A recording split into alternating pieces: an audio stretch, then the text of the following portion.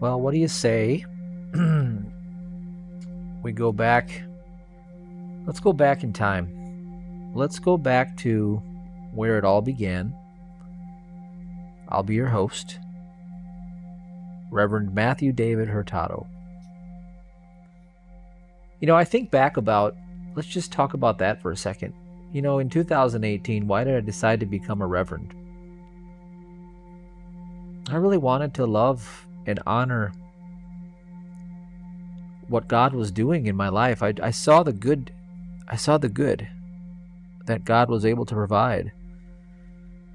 I saw that in spite of my mistakes from a human perspective, in spite of my shortcomings, my doubts, my fears, my weakness, in spite of my weakness, there was a strength that just kept providing for me and kept lifting me up and keeping me above these lower, murky, platforms, if you will, just the thrust of that gravitational pull downward, into the decay of human garbage, where you have to struggle to eat.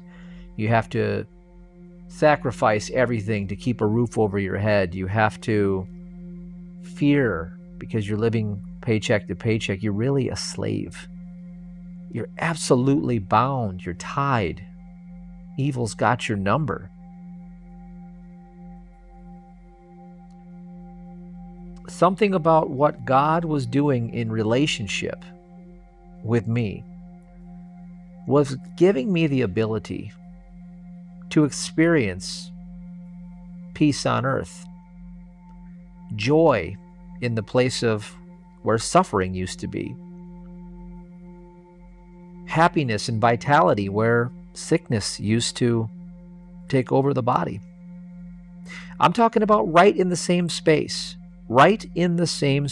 where evil once, took me into the workforce, and I worked very hard for nothing, really. I mean, not even enough to survive on. I was an electrician apprentice.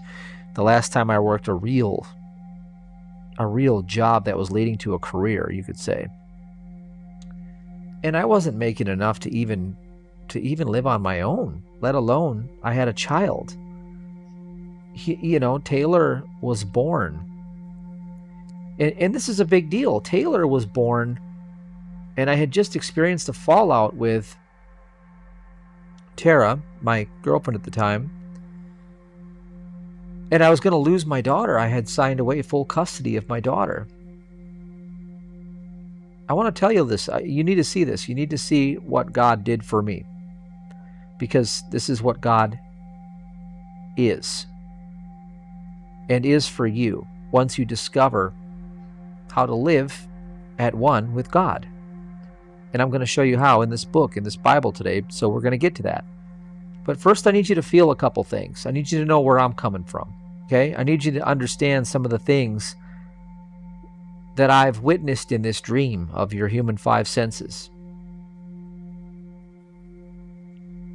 I didn't have a great relationship with my father. He wasn't around. He came a few times to a couple hockey games here and there. Showed up when I had chicken pox one time.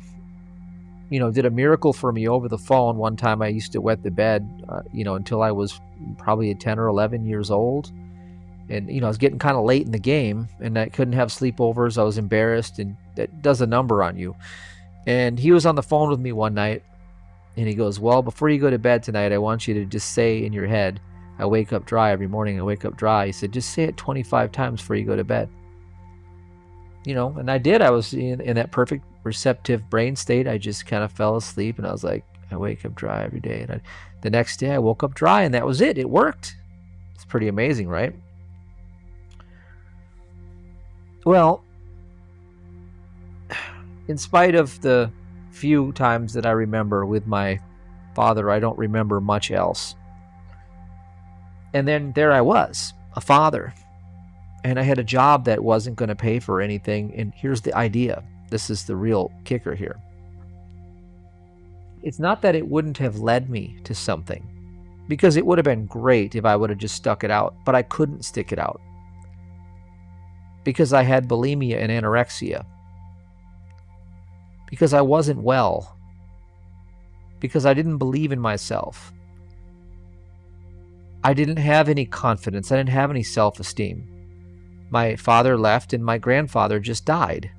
I didn't have any male figure looking over me. I didn't have any of that covering that you need in this world. There were no mentors around for me. I had turned to gangs. I had turned to crime. I had turned to things that are inviting because it's a false sense of belonging. The world really will say, hey, here's a bad idea and we're looking for friends. Come join us. And you find your sense of belonging. So I was coming from that place. I was binging and purging multiple times a day, every day. And the rest of the time I was so weak and dehydrated and void of whatever was supposed to be inside of me because I was not keeping it down. And I would lay in the bed and then I would have, manic episodes, and then I'd have down spiraling episodes. And I started to have issues that were probably, according to what the world would say, related to the multiple head traumas that I had. I had multiple concussions, at least 4. Had a drowning experience when I was probably 8 or 9 years old and fell through the ice. You could say that was most likely a near-death experience. At age 2, my mom held on to me as she went through the car windshield when a drunk driver hit my dad's vehicle at 55 miles an hour head on. Yeah, we went through the windshield together. At age 2, apparently I broke all these bones everywhere. At age 2, okay? And then you got 1 head concussion, 2 head concussions, 3 head concussions, 4 head concussions, probably 5 head concussions when all is said and done, and some of them were pretty nasty. I drank a cup of detergent when I was young and ended up in the ER. Okay, that was enough to do me in. And these are just some of the traumas that shaped the personality that was governing my life. Now, this personality, it's going to talk about this personality in this book. It's the other mind, okay? Not God's mind, but the other one. Everybody's got one of them on this earth plane. Mine wasn't really very friendly and very good to me or pretty much anyone else. So I couldn't blame Tara for leaving and, Taylor, whatever happened with us, because hey, look, I wanted to be a good dad, but I knew I couldn't. I was pretty messed up. And I was absolutely broken. Absolutely broken. I went for the next 3 years straight after I lost Taylor,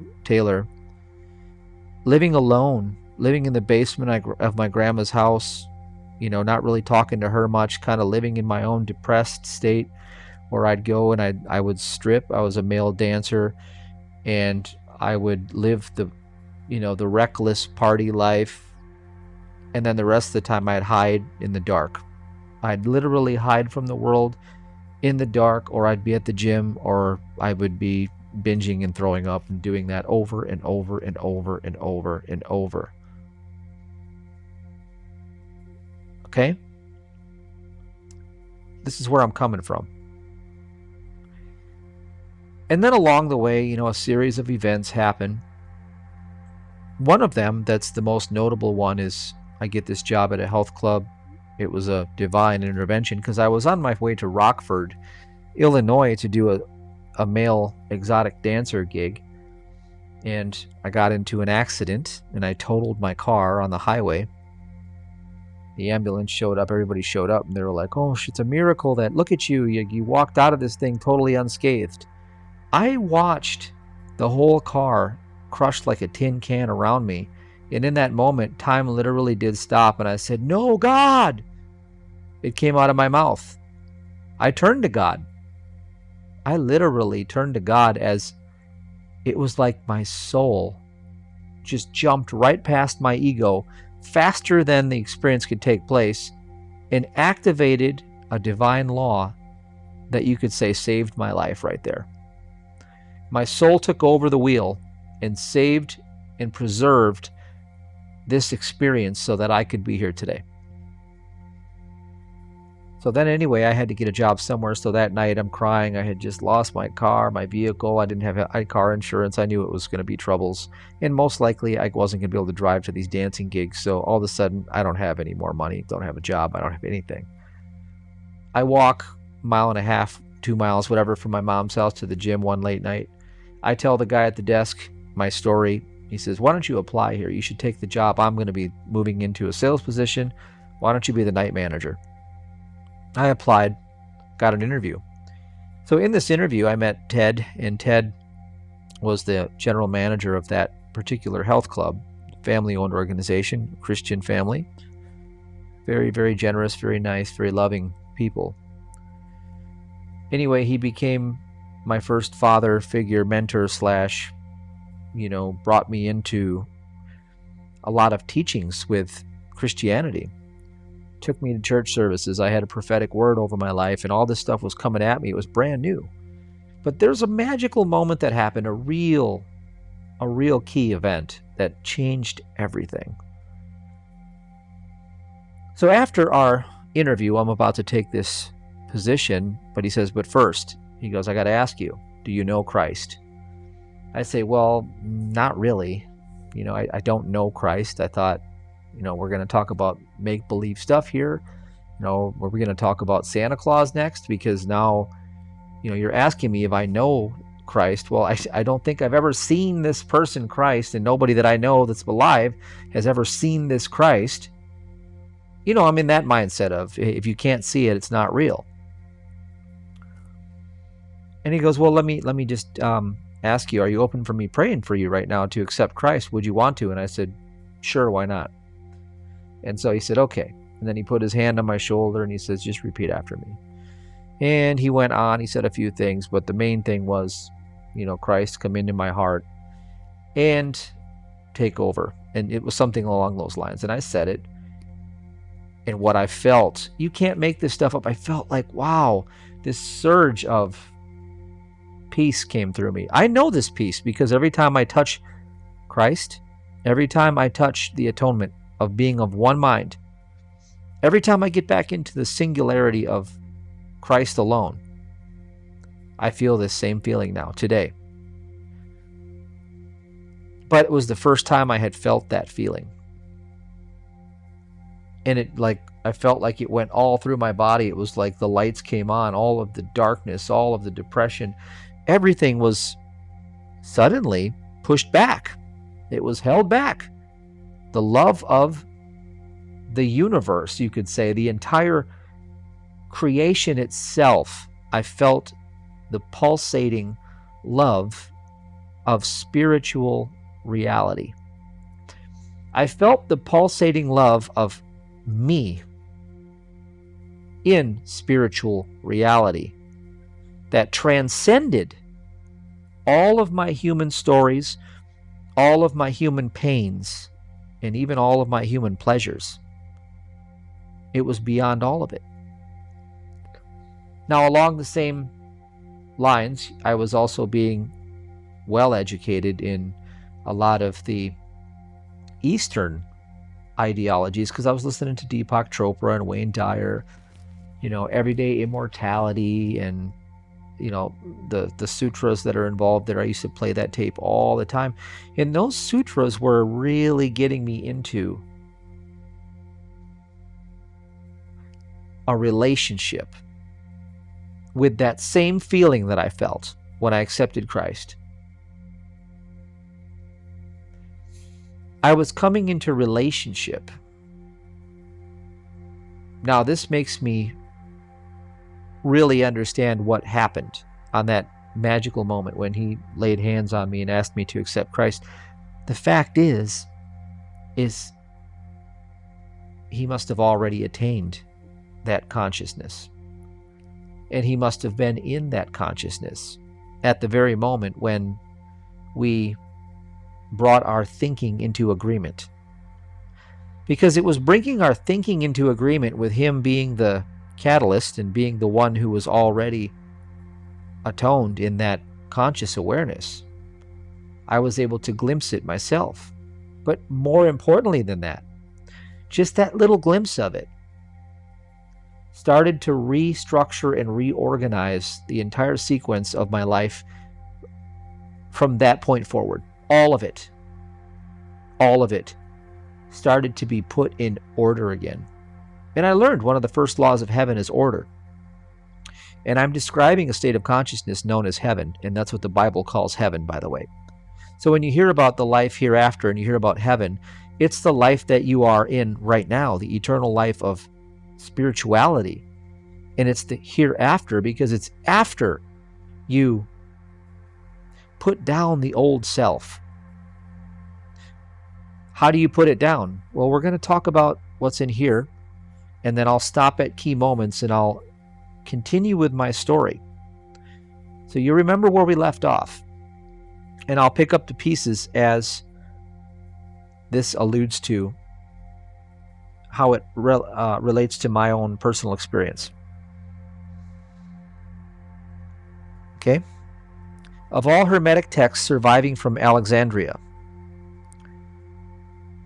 Poimandres, I'm going to say Poimandres, is the prime source of Gnostic speculation. The speaker in the Socratic dialogue, I'm going to call him P, all right? We're just going to call him P for short so I don't butcher this all the time, proposes a severely dualistic view of life in which the body represents everything dark, deceptive, temporal, and mortal, while the mind represents the light, truth, timelessness, and eternal salvation. The purpose of life is to free the soul from the prison of the body through gnosis. Gnosis is the knowledge of God, and to return to the heavenly realm of light. Now, I was talking about that in my story. That's exactly what I was talking about. I was listening to these sutras. I was around the individual consciousness of somebody who had already achieved gnosis and was experiencing these realms. Okay? So one leaves the physical universe by embarking on a celestial journey through 7 levels of spirituality. So you cloak yourself through 7 veils. You go through the 7 veils. It's like the book of Revelations, to bring yourself into the body conscious awareness. So you put yourself into body conscious through the sealing of these 7 veils, until one comes to the Father of all. So you come to the Father through the knowledge of the Father. Then he enters the 8th sphere of the fixed star and becomes God. Well, what I was witnessing and what I experienced going on in my story is that the more I was getting into the gap, into the silence between the words. Okay, I'm a little nasally here. It's fine, and I want to carry on. I had to sleep last night. I was a little bit in a slower mindset, so I want to pick up the pace a little bit and read through this and help you see the gnosis here and really deliver the substance to you. So Poimandres serving as rather severe mentor. Okay, that's important to the speaker in the dialogue, explaining, reproaching, ordering redemption. We soon understand that Poimandres is the Nous, the highest Godhead, the creations or divine emanation of the Father of all are the Logos, the mind demiurge, who in turn creates the planetary system and the physical world in which people are trapped. All right, that was the world I was trapped in. I was trapped in that world and I was hiding from it. I had the illnesses and everything to keep me out of that world. And anthropos, human being, the human appears in God's image since it is an androgynous generative principle and contains a divine soul, a spark of light. So there we go. Mary Baker Eddy had this, she had this book in her library, by the way. She uses the word principle, okay?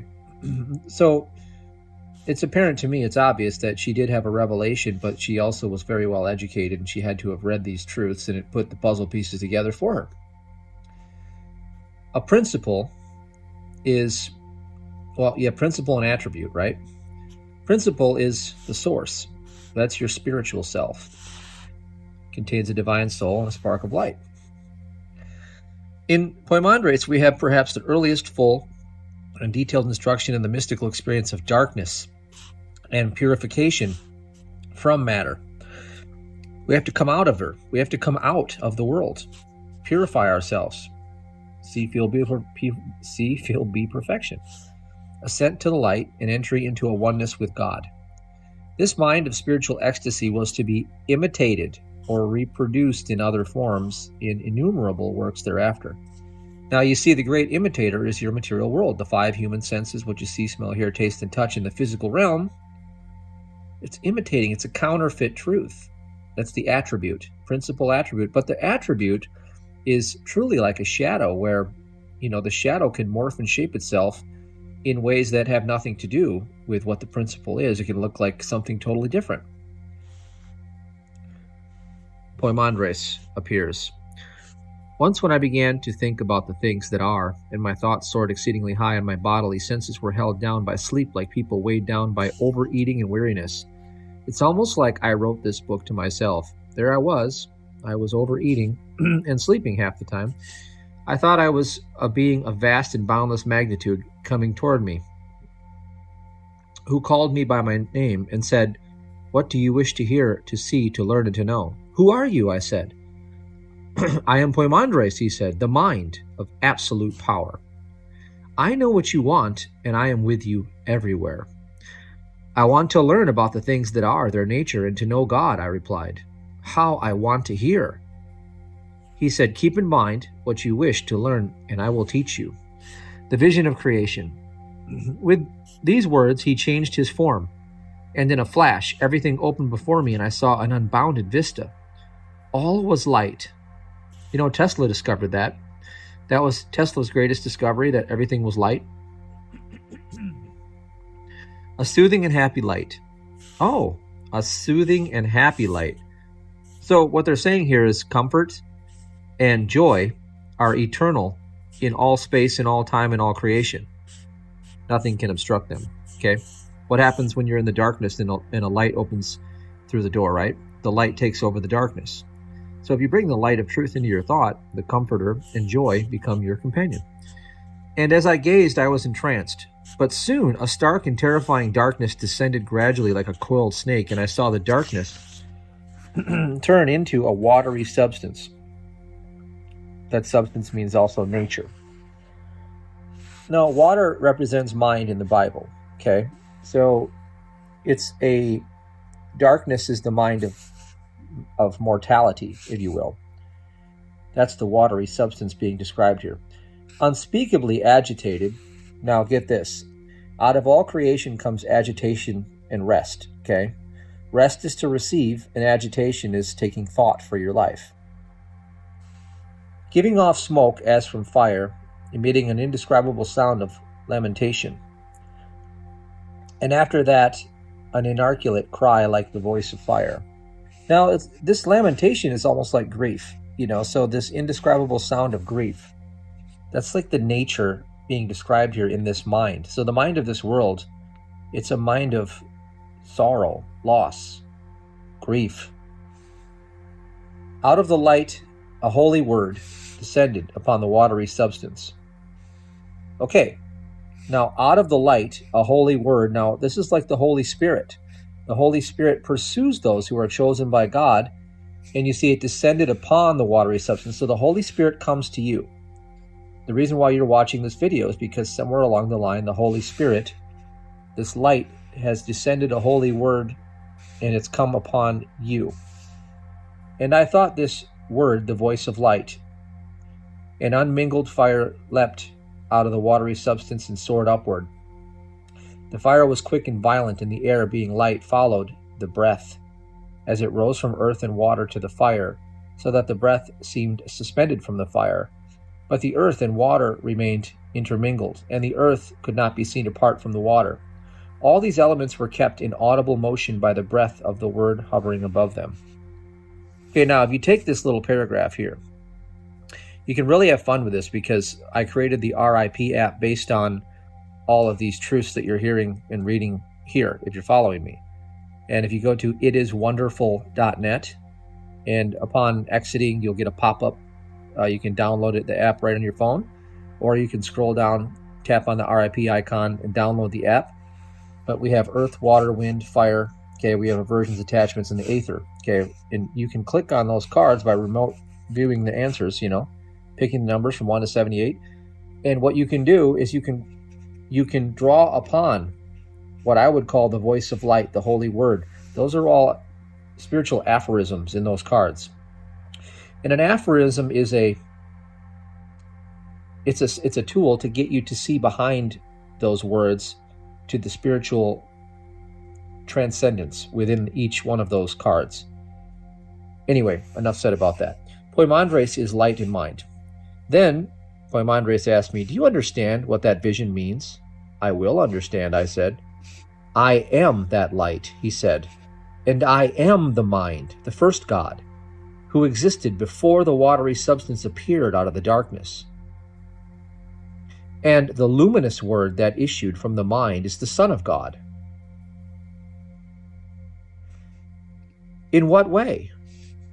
"Understand that what sees and hears inside you is the word of the Lord, its Son, but the mind is God the Father. And they are not divided one from the other, for they are united by life." "Thank you," I said, "but think about the light and understand it." Now let's stop and think about it. Behind every thought that you have, there's something that you would describe as pure awareness. It's non-judgment that leads you to pure awareness. You remove all of your ideals of right and wrong, good and bad, left and right, up and down. Here's how this worked for me. The last night that I had ever binged and purged, I was at Elizabeth's house, my girlfriend at the time, her parents' house. We were in the basement. They're having a New Year's Eve party, and I started drinking, and I started binging. And I thought, well, there it goes. I'm going to end up doing this again.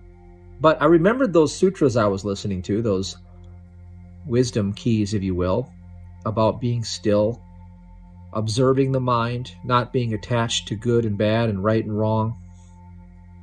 And so I just stepped into pure awareness, and I didn't judge myself for any of the actions that I was taking. And I saw it as a whole separate entity acting in its own ignorance. I wasn't that. I wasn't a bulimic. I didn't have a label. You see what I was doing here? Okay. I was detaching myself from the watery substance that was the darkness. And I was putting my attention on the light of truth. Now, the next morning I woke up and it was over. I didn't understand what happened, but I had, according to what Scripture says, I have touched the hem of his garment. I had touched the truth. And that principle of truth set me free, and it's that fleeting moment. 3 weeks went by after that, and I had not binged and purged one time, and I hadn't done that in 5 years previously to that. 4.5, 5 years. It was over. God just removed it in a second. That's like when the light comes into a dark room. Doesn't the darkness just get removed in a split second?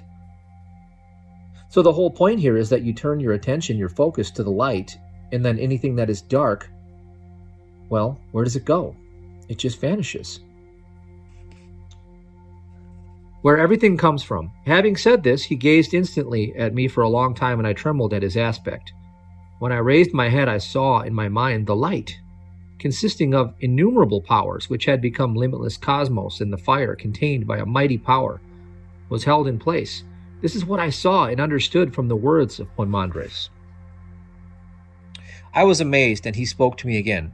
You have seen in your mind the archetypal form, infinite and prior to the beginning. Now that archetypal form, pure awareness, it's imagination, spirit, Now, I say this all the time, is you don't have an imagination. The imagination has you. That's the principal thing. The attribute is the physical. It's the material. It's the non-intelligent, the non-form. Really, quantum physics says it's 99.99997% empty space. It's not even there. But yet, we take our reasoning from looking at what we think is there, and we try to put together a puzzle piece on something that has no law. It has no intelligence to it. And that's why the most educated people on this planet create the most disaster. They're being led by darkness. There's no truth in it. But where do the elements of nature come from, I asked? From God's will, which received the word and saw and imitated the beautiful world. See? It saw and imitated the beautiful world. The watery substance of nature received the word and made itself into an orderly world from its diverse elements. Diverse elephants, right? Diverse elements. And a brood of living creatures came forth. I was laughing because yesterday my son and I, we went to the gym together, and there's this movie called Cocaine Bear about a bear that eats a whole, a kilo of cocaine. I don't understand, but it's based on a true story.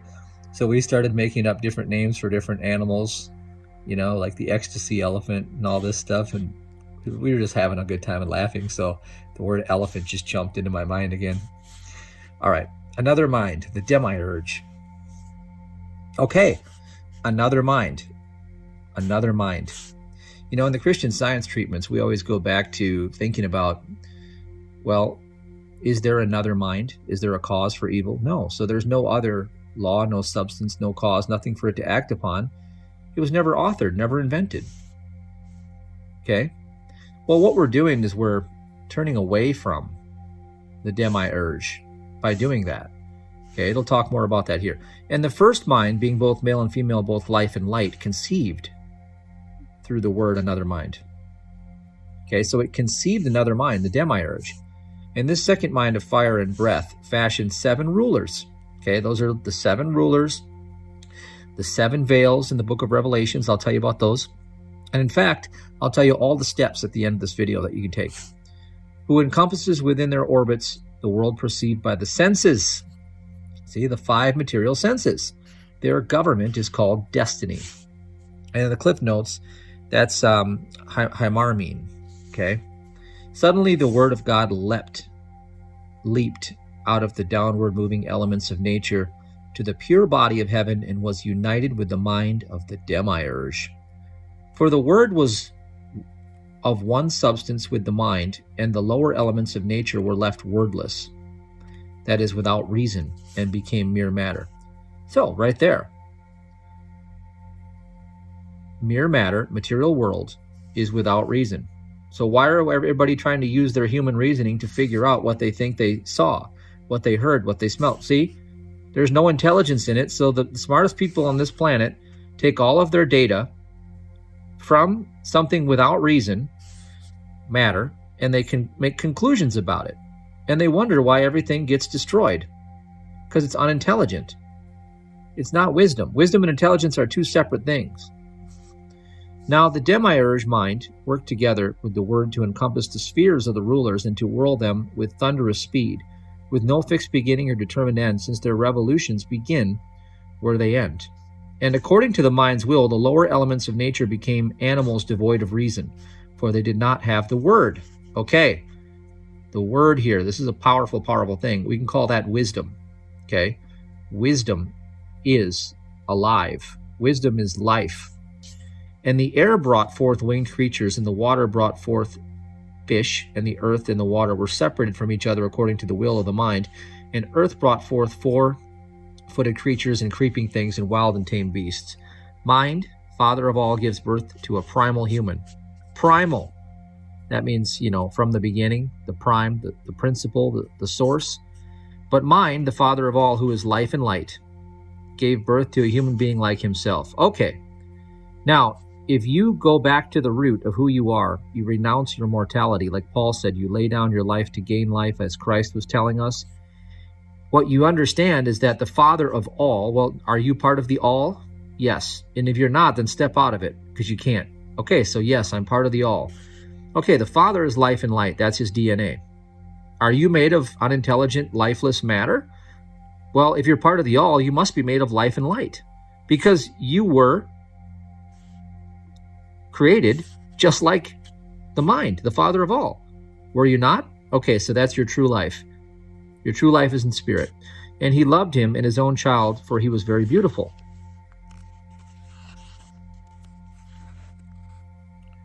Bearing the likeness of his Father, and God was very pleased with his own beauty in the primal person, and delivered to him all that he had created. So the primal person is you. It's the real you. You can't leave it. It never dies. It's eternal. It's perfect. And you were given everything that God had created. So the big mystery of life here is that, remember when I said I touched the hem of his garment and my life was rearranged and it was reordered and everything started to just change? Well, what happened is I discovered my real self, my primal self. Now, I wasn't the material flesh-bound creature addicted and struggling and having all these burdens to carry through life. I was God's son. And I discovered it through experience. You have to experience it. And then what happens is that everything that's already yours becomes visible. It starts to pierce through because the light starts coming through the darkness of the old life that you thought was yours. That was never your life.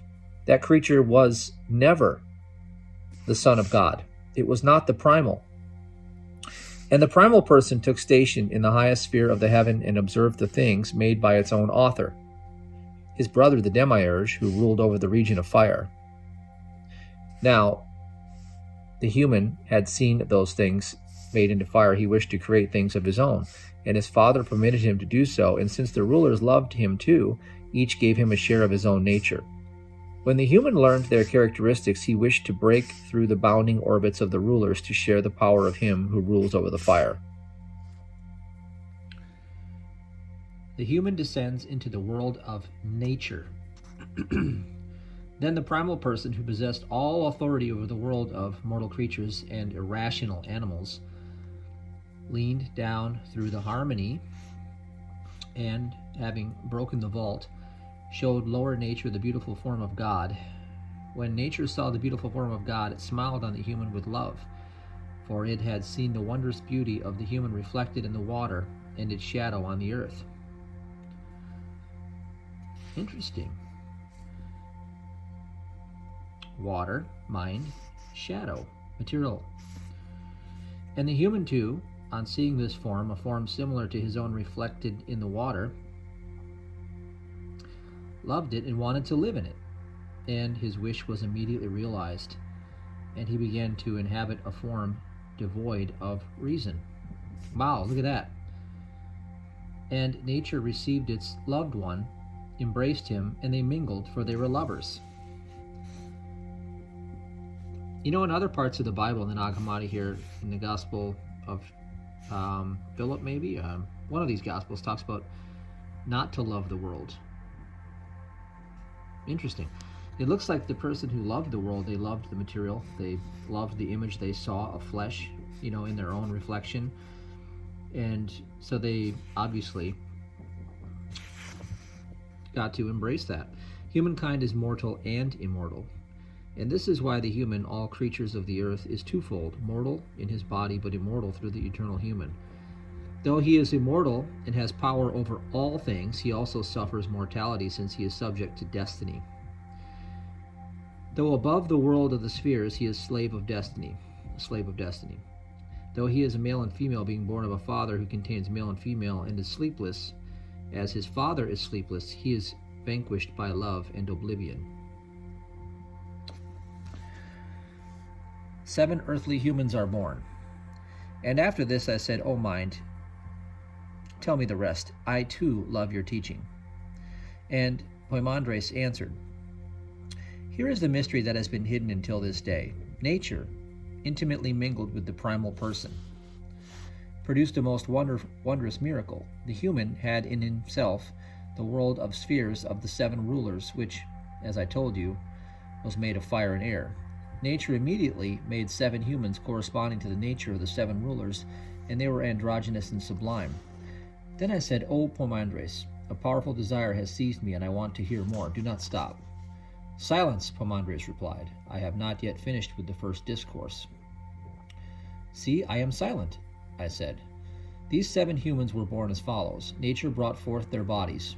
Earth was the female element, water was the generative male element. From fire came their nature, and from ether their spirit.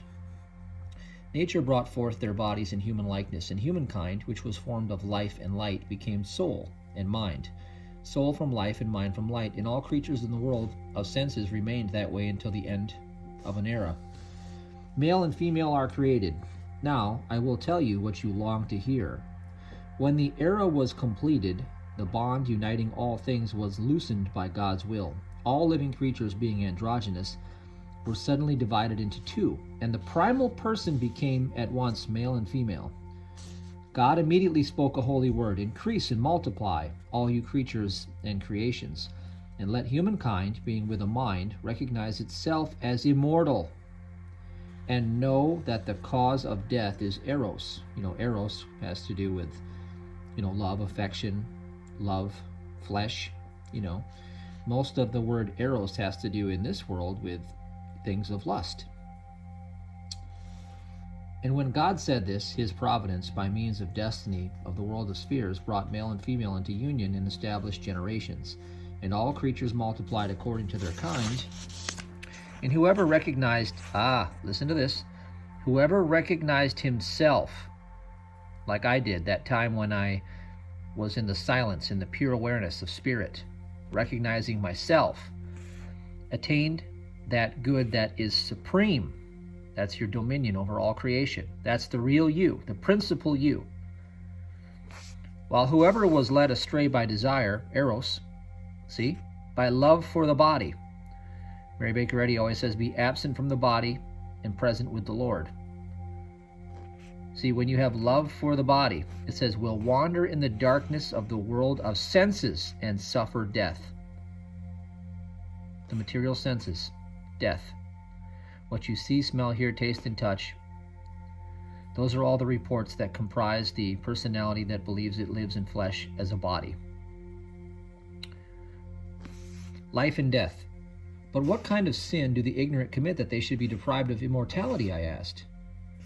You do not seem to have thought about what I told you. Did I not tell you to pay attention? I understand and remember, and at the same time, I thank you. If you understand, tell me why those who are ignorant deserve death. Because the material body has its source in the abhorrent darkness, from which came the watery substance of which the body is composed in the sensible world, and from this body death slakes its thirst.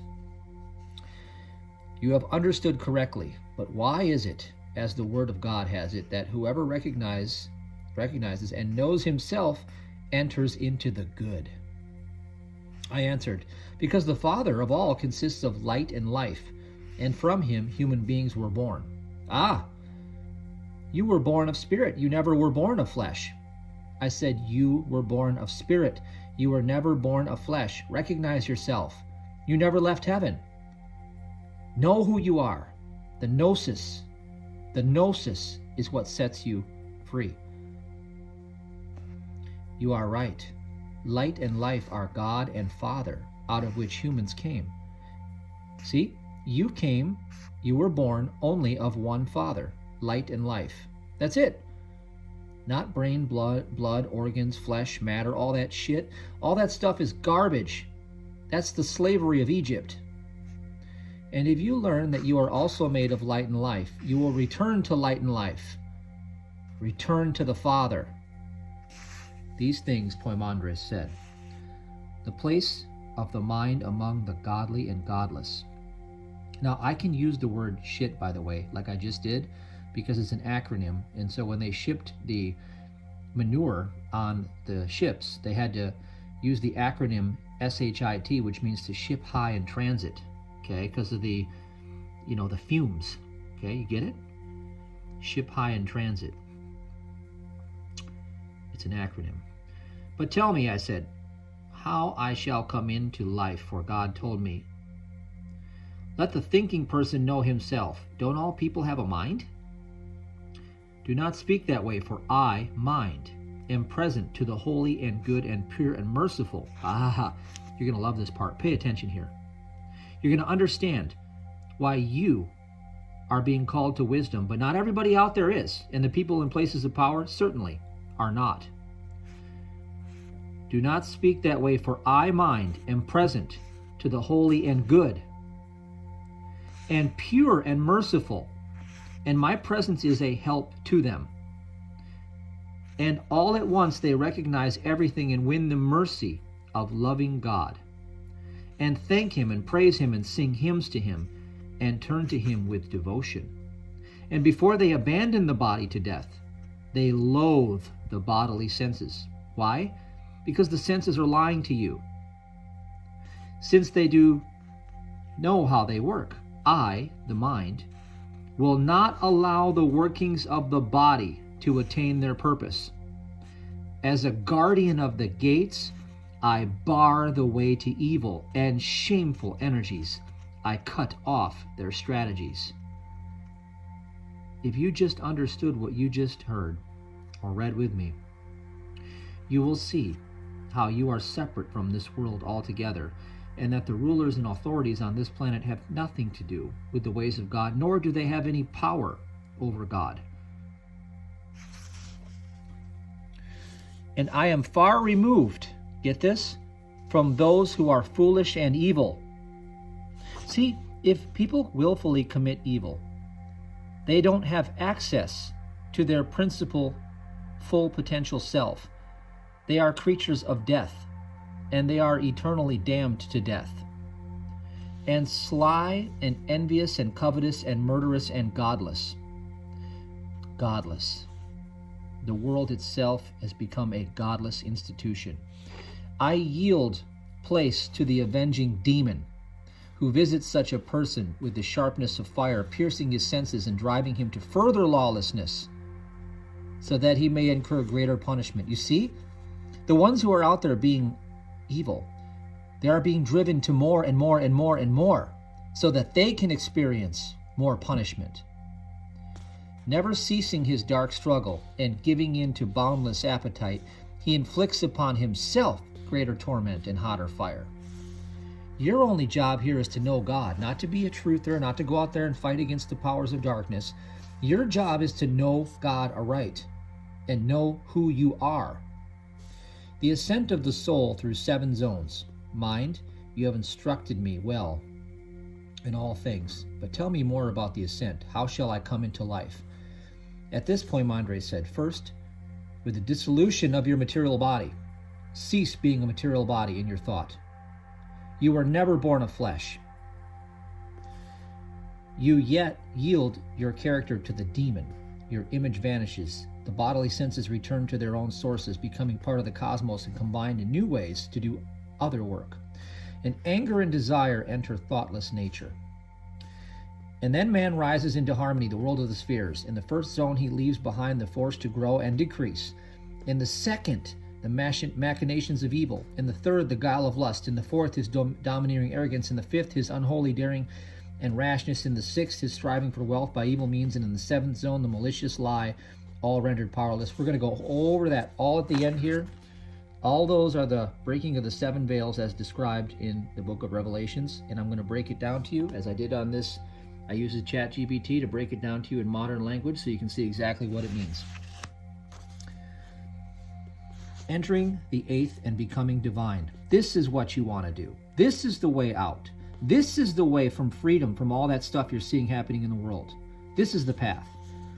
Then, stripped naked by the force of the harmony, he enters the 8th sphere of the fixed stars, and possessing his own energy, he remains there with the others, singing hymns to the Father.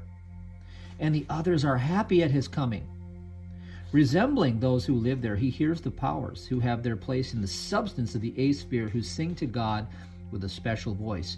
They move in order up to the Father. They surrender to the powers and become the powers and are in God.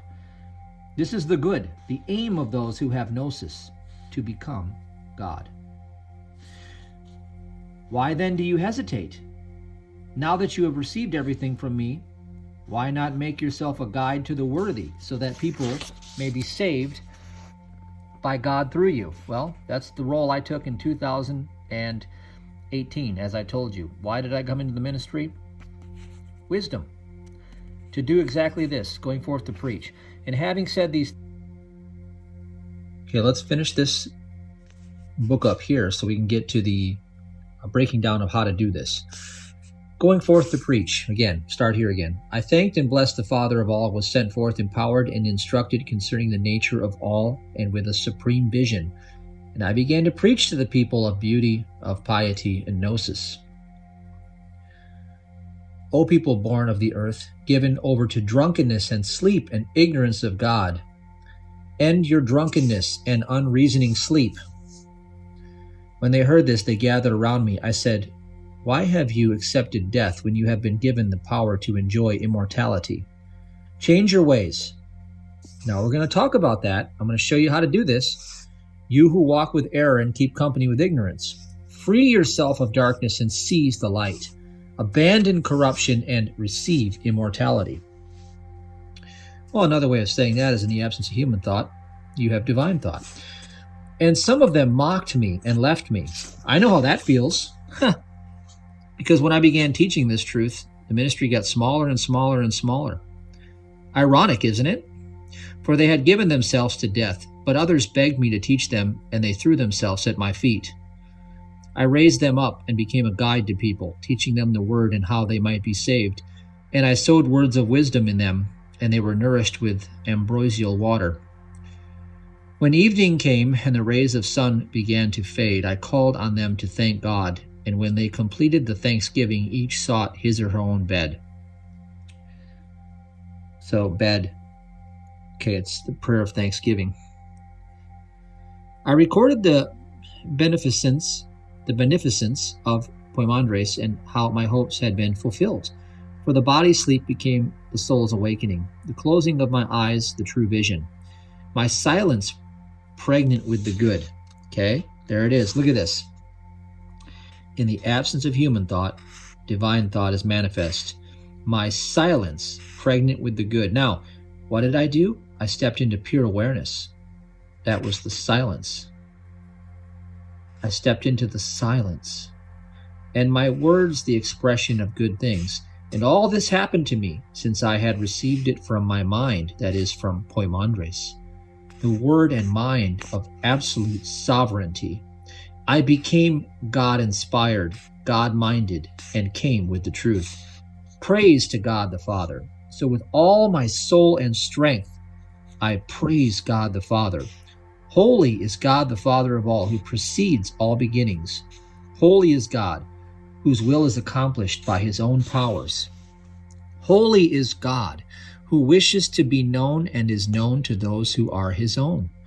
You are holy, who by your word made all things that are. You are holy, who have become the image of all nature.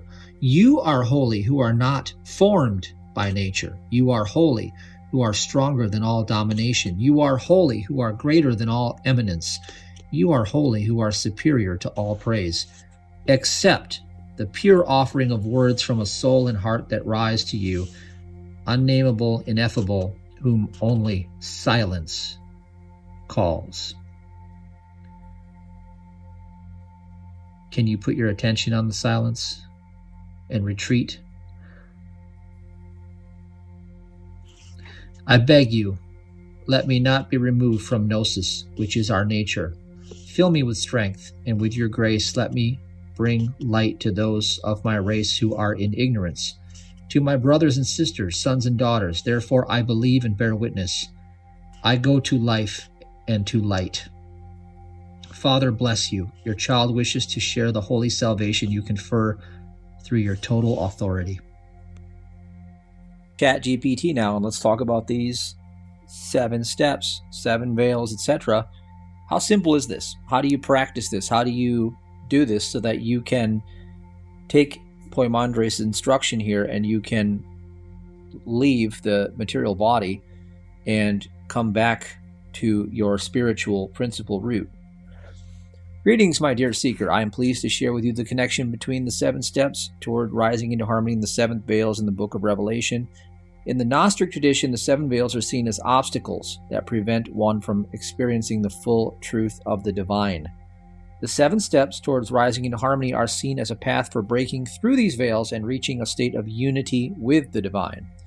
Now, I'll probably add on to a little bit of this, okay? This is pretty basic here. Number 1, letting go of desire to control and dominate.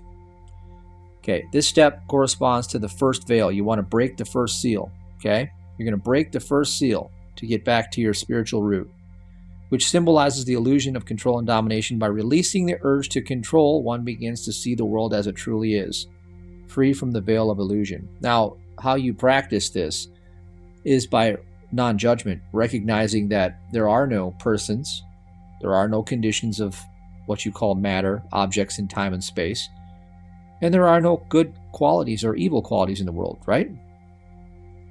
So what you're doing is you're releasing in your thought constantly. Again, this was the same thing that I did when I was set free instantly from the eating disorder, was I stepped back into pure awareness. Pure awareness doesn't have any of these illusions of objects in time and space. All of these things are transitory. Pure awareness is eternal and permanent. So I stepped back and observed with no judgment. That's number 1. Number 2 is rejecting evil, breaking through the second seal.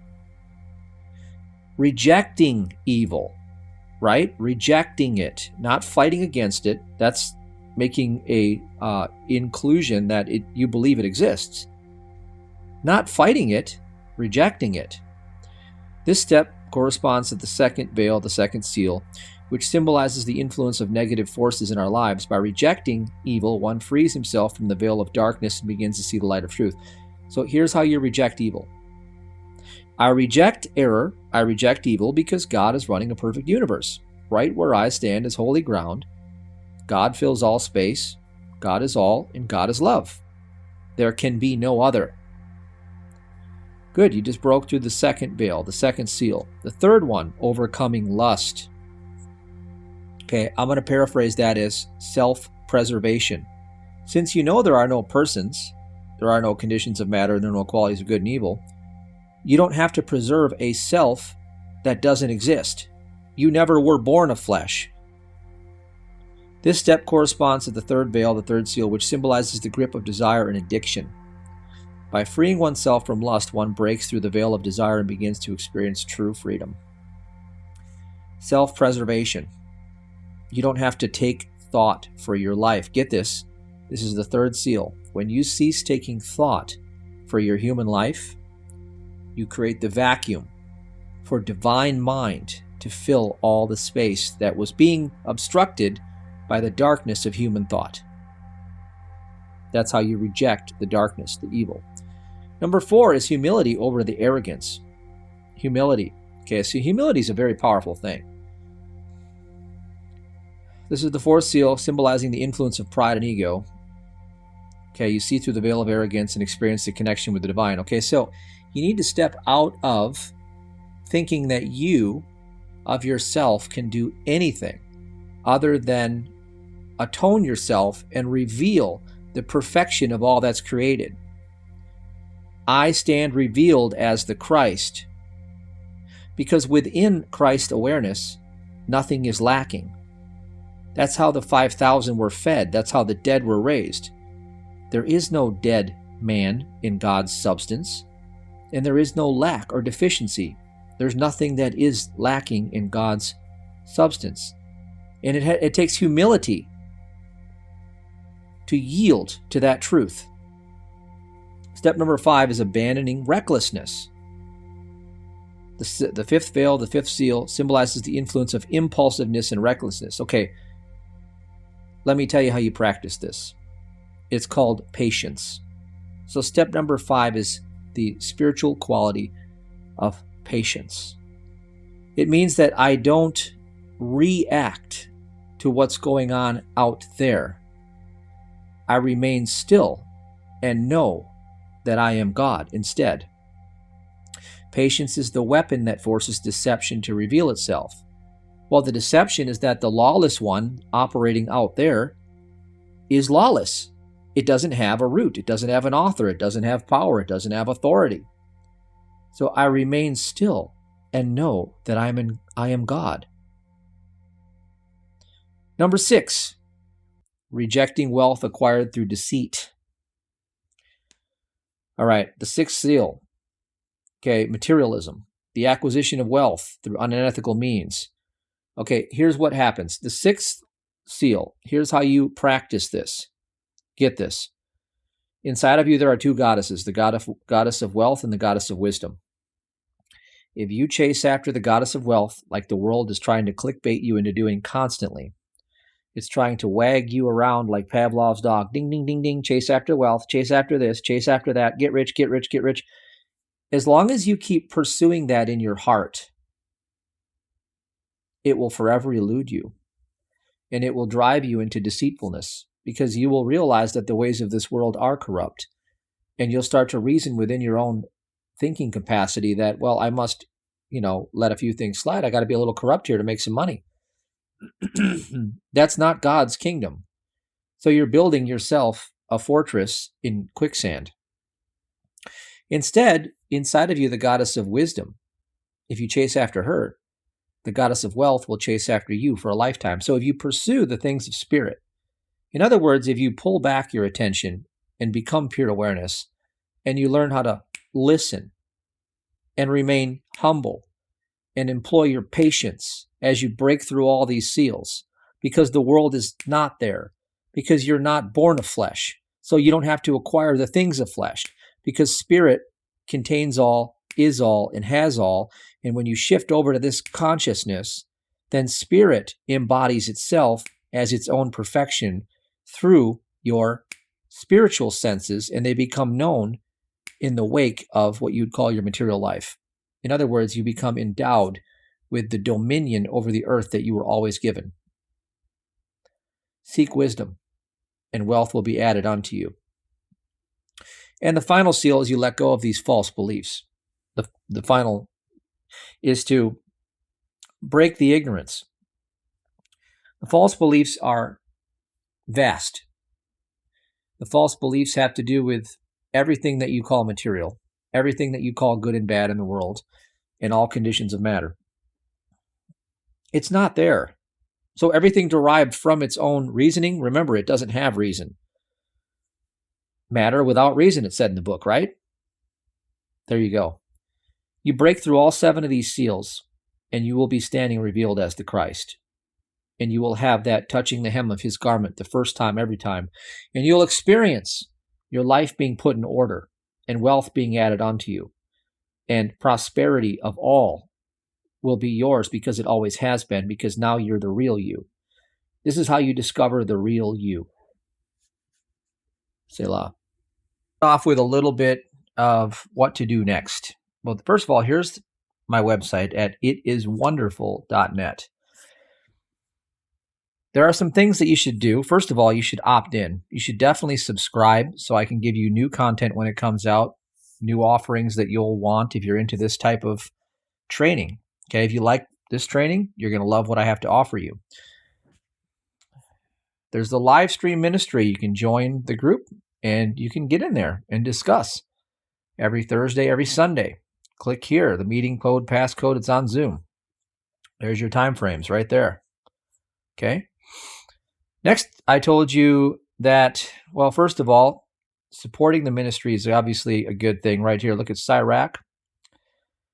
If you read this, every time you give, have a cheerful face and dedicate your tithe gladly. Tithing is the 3-2-1. It's the secret I discovered on how to let God take care of me financially by putting him in charge. I did this long before I became a minister. That's why I teach it now, because it changed my life. Give to the Most High as he has given, and give with generosity from what you have, because the Lord is the one who repays, and he will repay you 7 times over. Don't offer a bribe, because the Lord won't accept it.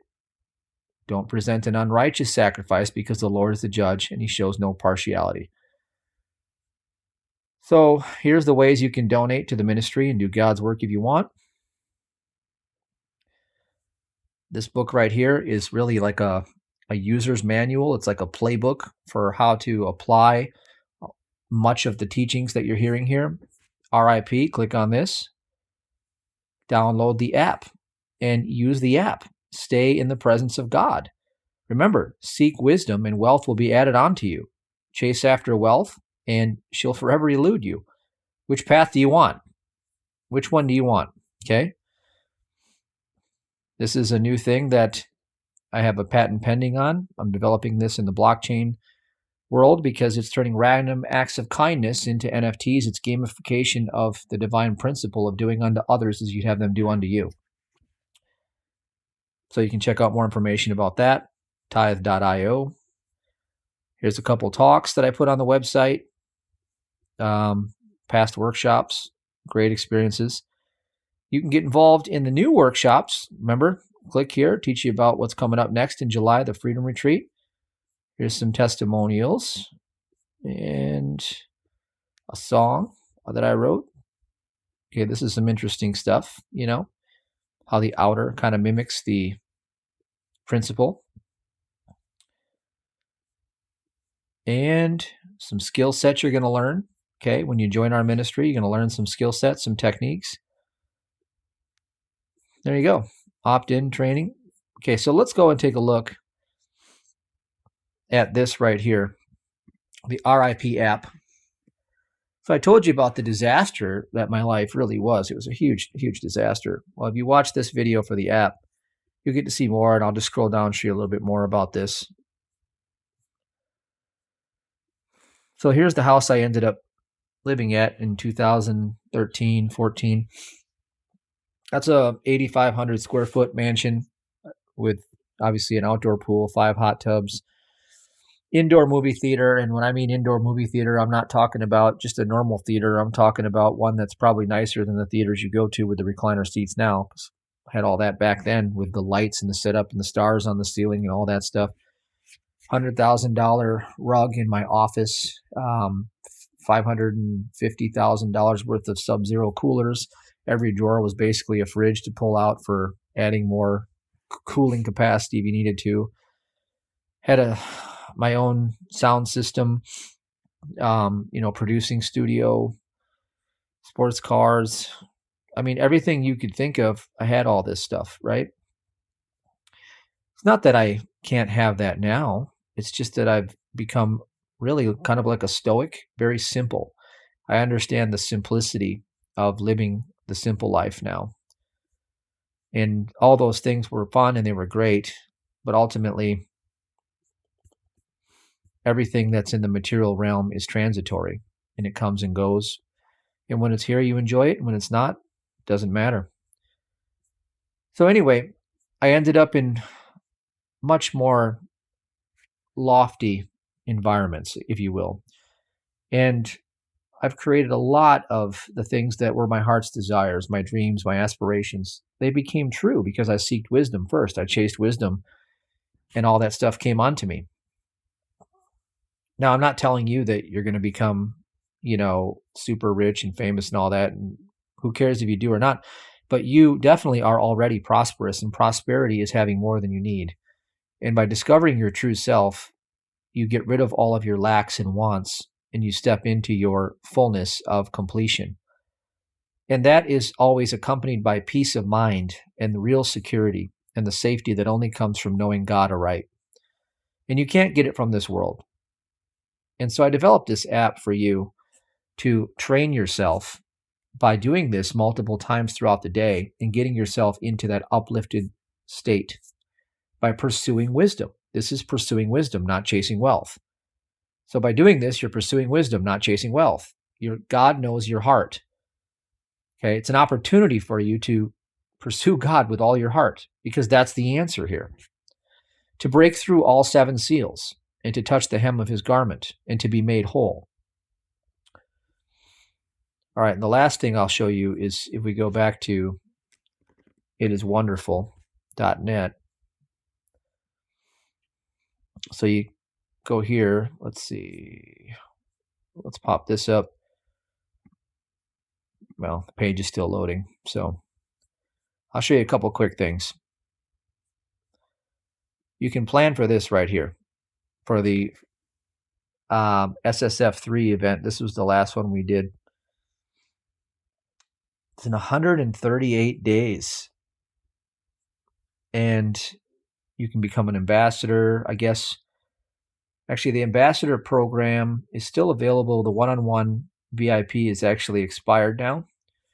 However, that doesn't matter. You can look this over at your own, leisure. July 1st through July 5th, celebrate Independence Day, because this is the real independence, to know the spirit, not the fake one in the world that you think, oh, wow, we fought for our country. That's great, but you're not free. I'm sorry, you'll never be free in this world. If you think you are, you're mistaken. The only way to be free is to be not of this world. And that's a real thing. That's not just a play on words. So the last thing I'll show you is tithe.io. And this is what I'm developing now. This is the ministry outreach. I'm pretty excited about it. And